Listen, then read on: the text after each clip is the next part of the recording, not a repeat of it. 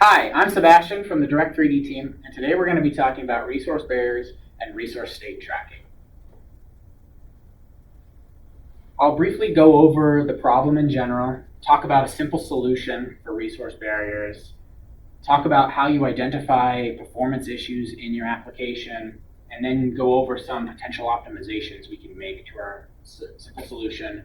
And then I'll finish up by going over some of a multi-threaded example from one of our middleware partners. So the problem in general, resource transitioning was handled for you in D3D11, but now you as the application developer are responsible for transitioning all of your resources with resource barriers. And there are two parts that we're going to be kind of paying attention to today that are important and you need for each resource barrier your application does. The first part we'll talk about is the after state. And this is generally pretty easy for you to know just based on the context of where you are in your application. For example, if you're currently about to bind a render target view, you would be calling the OM set render targets function like so. So you can imagine if we are passing in, we might be binding this render target view, we'd be passing in that view. Right before we do this, say we have a function called transition. And it's this function's responsibility to take this render target view and transition it to some specified state. So we would say transition the render target view to the, say, render target state. So you would have this in your application, and it's pretty clear that you know what this after state is going to be. What's more difficult to know is how this render target view was used previously, what it's transitioning from. So you need to have a system for understanding what to fill out here. That's where resource state tracking comes into play. So a simple solution may be to have a data structure that just represents your resource and all of its sub-resources. So for example, say we have resource A, and it has 3 MIP levels. Your data structure would just represent that resource and have the state for each of the sub-resources. If this was, say they are all currently in the shader resource state. You can use this type of data structure to look up what the before state is for each sub-resource.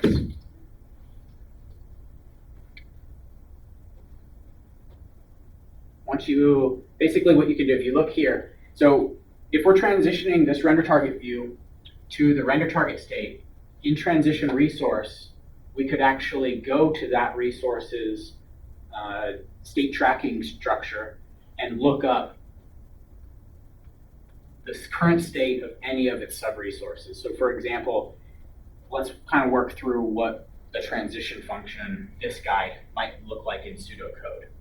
So the first step might be this transition. Take your view as an input.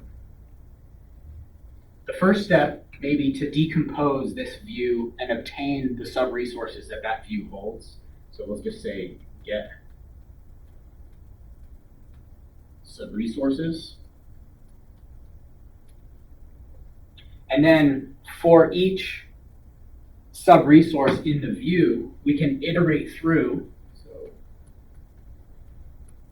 for each sub-resource, we can iterate through and get the current state.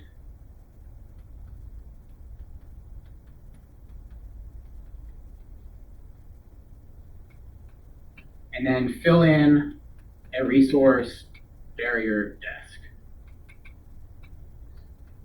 Because now we have the current state that will be our before state, and we know what state we're going to as our after state because that's actually just being passed in. So now we have all the information we need to fill out a resource barrier struct for each sub-resource in this view. So the next step would be to call the resource barrier API with all of the desks that we just filled out. And then the last step would be to update the state. So we know we just transitioned, say this view only consisted of sub-resource 0, and we transitioned it to the render target state. Then when we update the state, once we leave this transition function, we know that sub-resource 0 is no longer in the SRV state, so we update it to be in the render target state. And this way, the next time we call, at some point later in our app, we set SRVs, and we pass in another view, we have a transition before that, and now we know if we transition this same sub-resource, we know that the before state is now a render target. So that's a very simple structure of what a resource state tracking thing might look like, and allow us to basically know what this before state is throughout the lifetime of the application. So let's go on. So for some apps, this very simple solution may be more than sufficient. Other apps might need to make some optimizations, and you can identify performance issues by just profiling your application and understanding how much time you're spending per frame in all of your state tracking related functions. So for example, if we had our transition function, we had maybe some functions for getting the current state from these data structures, etc. So if you added up all that time you're spending, you see how much CPU time per frame you're doing. And if it's turning out to be a considerable amount, don't worry, there are some optimizations we can make. And let's talk about some of those now. So right off the bat, we can talk about the state tracking. So right here, you can see we're tracking each sub-resource's state. So we're tracking this resource at a sub-resource level. We can actually track some resources at the per resource level. What that means is, perhaps some resources have multiple sub-resources, but perhaps they're always in the same state. Perhaps they're always in SRV, and if you were doing anything else with it, you'd have a view of them. You're going to be transitioning all of them. Well, then in your transition function, you don't need to be going through each sub-resource and getting the state of 0 and 1 and 2, because if the view you're trying to transition actually encapsulates all of the sub-resources in that view, well, you can simply you can do one resource barrier call and simply use the special sub-resource flag here. What this allows you to do basically is only fill out, one resource desk. So that's one optimization, understanding what resources can be at a per resource or a per sub-resource level. Another optimization that we can make is by recognizing the fact that some types of resources don't need any state tracking at all. And for example, a lot of textures and buffers that are only initialized once and then read from for the remainder of the application, their state is very deterministic. So for example, if this was our application timeline, we started up, say I created a resource at this point on the application timeline, I may update the resource using like a copy texture region call. Then between this point in time, we know that the resource is just going to be in a copy destination state. But after this initial update, after it actually has data in the texture, perhaps we just use it as a pixel shader resource for the rest of the time. This is actually pretty important because, say in our app, we have the set, the set shader resource view call. We actually don't need to do any work for that particular resource because we know it's already in the shader resource state that we need. So you're getting to avoid all this CPU work you're doing here doing state tracking. So let's kind of talk about how this all got put together and go over an example from one of our middleware partners. This guy is multi-threaded. So let's say we have multiple threads recording command lists at the same time. These are our threads,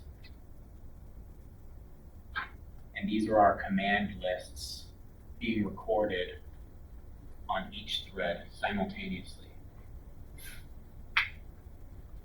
Let's assume that they're all using the same resource. Let's say they're using that same resource, resource A. But on this command list, we're using resource A as a render target.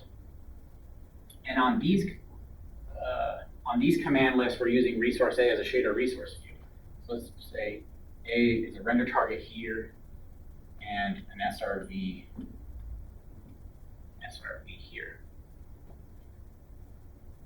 It seems pretty clear that our original example of just having one state tracking object isn't sufficient to track your state as it's being recorded in each of these command lists. So what we do is we actually have two levels of state tracking. We have one global state. Let's put this guy down here. We'll call this the global state for resource A. And it's what you're familiar with. It has the sub-resource state for each sub-resource, and this could be tracked at the per resource or per sub-resource level. Let's see. E.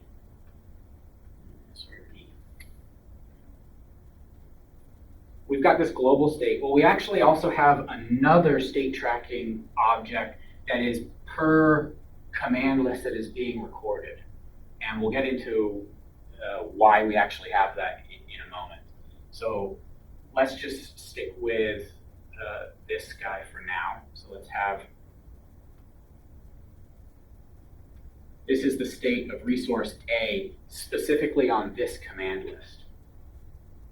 Well, the first time that resource A is used in this recording, we'll call OM set render targets.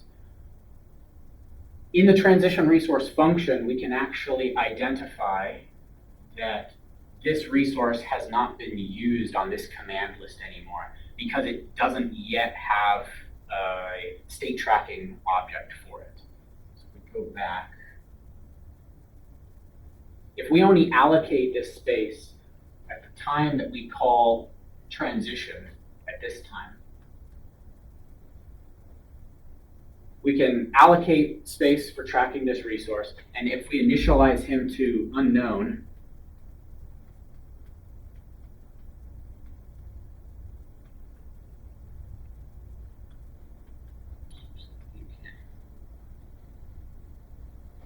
then we can actually add a pending resource barrier. So this is a special case where on this particular command list, we're using resource A, we want to bind him as a render target, and so we're calling transition resource, but we haven't used that resource on this command list so far. So we allocate new space, we initialize its current state as unknown, and the reason we initialize it as unknown is because we have not executed this command list yet. We don't know what the state of A is before it gets executed. So at this point, we can take this unknown state and create a list per command list of pending resource barriers.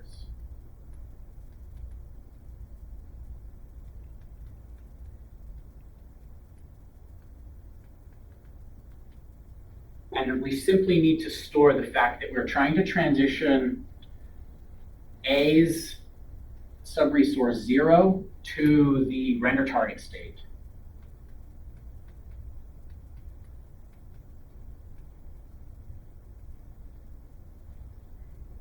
If we add this data structure that we're trying to transition A subresource 0 to the render target state in this pending resource barrier, we can actually use this later to fix up the state. So let's say on these other, let's go visit these other threads now. Say A is strictly just being used as a shader resource view here.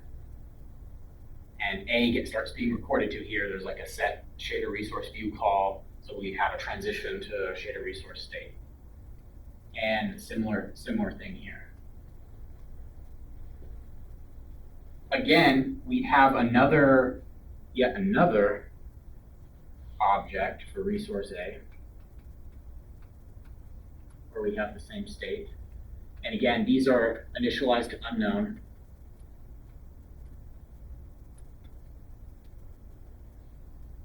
We can fill out a pending resource barrier here, pending resource barrier, and we can say we want to take A, and maybe for this one we want to take all sub-resources. And we want to move these to, say, the pixel shader state. And let's do the same thing here.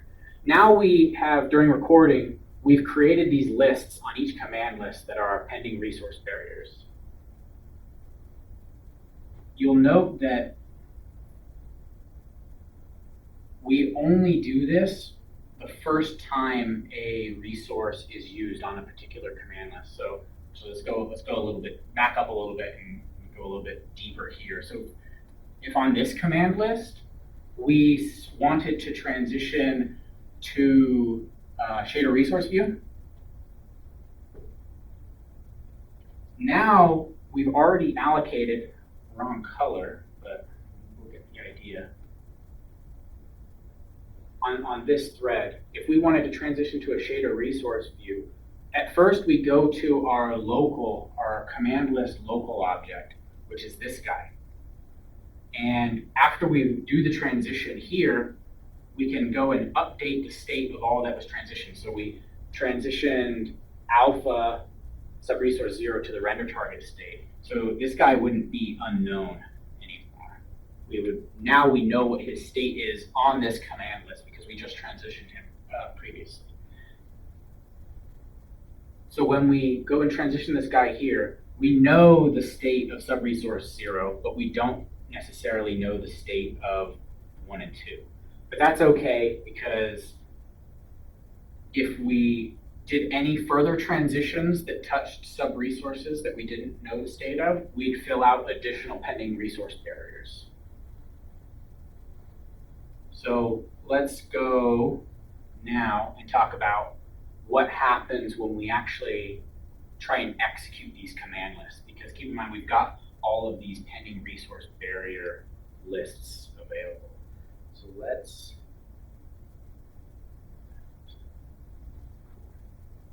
very cool. Okay.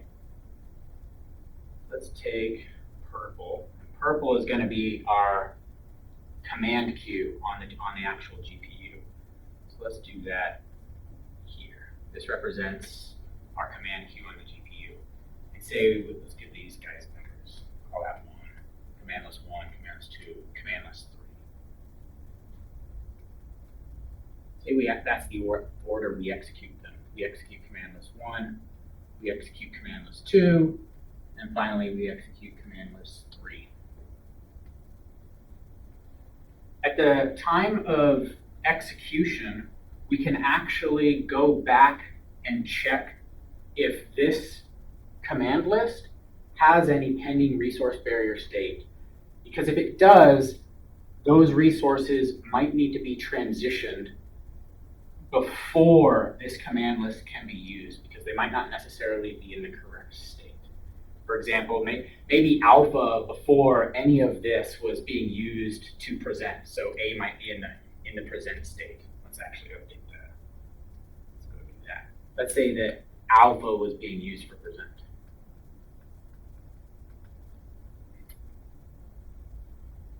this is our global state, remember. So when we go and execute command list number 1, we can see that we have a single pending resource barrier that we need to do something with because A might not be in the correct state. And indeed, we know it's not in this example because it was previously used for present, and we want it to be used here as a render target. So we need to do that. So what we can do is, as we're executing, we can go off to our global state, which we didn't use while we were recording any command lists. We can now go to our global state and find out what the before state is for each of the sub-resources in our pending resource barrier list. So we have sub-resource alpha, sub-resource 0. We know that the before state is present. So we can actually create a new command list and insert it that simply takes alpha and transitions it to the state that we wanted here, which was a render target state. Now the important thing to, once we've done that, now we can execute command list 1 because this resource is in the correct state for that command list to be used. Once we've executed command list 1, now what we want to do is go through and make sure we update the global state of resource A such that command list 2 and so on know what the correct before states to use are. So for example, after we've executed command list 1 here, we actually know that, well, we touched all of these particular, say we just transitioned sub-resource 0 in there. We just update the per command list state to what the global state is. We update the global state with what the per command list state should be. So after we've executed command list 1, we have, I didn't update this here. At the end of this command list execution, we transitioned into shader resource there. So it should actually be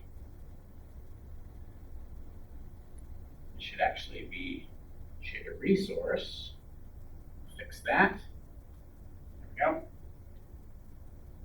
We can, so at this point here in execution, we can look at the state of alpha that command list 1 left it in and go ahead and simply update it. So now we're not in present anymore. We're actually in the SRV state. And we repeat this process for every command list.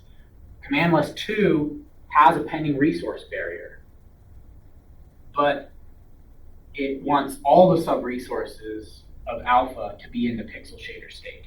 Well, we still have to do this work because when we used the resource initially, it was in the unknown state. So we still have to go back to our global and see, oh, well, it's already in SRV state. And I'll clarify that with saying it's the pixel shader SRV state. Resource A has all the sub-resources already in the pixel shader resource state, so there's actually no transitions needed at all. So we can actually go ahead and just execute command list 2 right away. We don't need to insert a new command list that fixed up any state.